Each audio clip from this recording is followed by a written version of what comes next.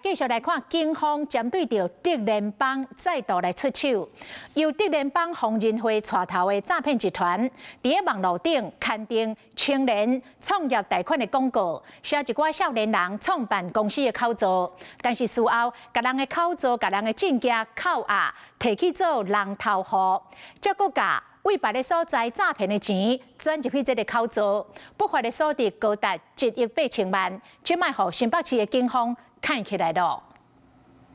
他在里面，对不对？警察提枪，当去到厝内准备搜索，发现妇人匿伫内底。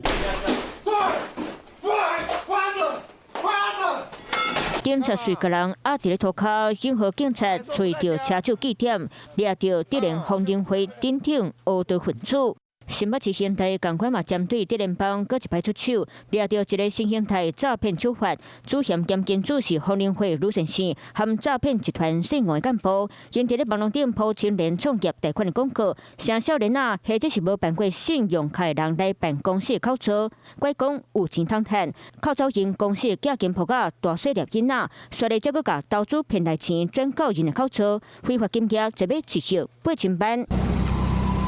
警察尾仔查扣嫌犯价值500多万的保时捷和另外一台进口名车，佮抄到表达非礼名表和1600多万的现金。公司的账户及大小章交给这个集团，这个集团将这个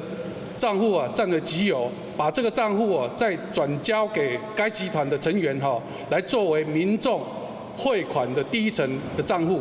新北市警察强化打击恶徒，尤其针对最近新北扩大帮派势力的德联邦，除了要控制因唱手的声势，嘛要互不国民众丢掉受骗。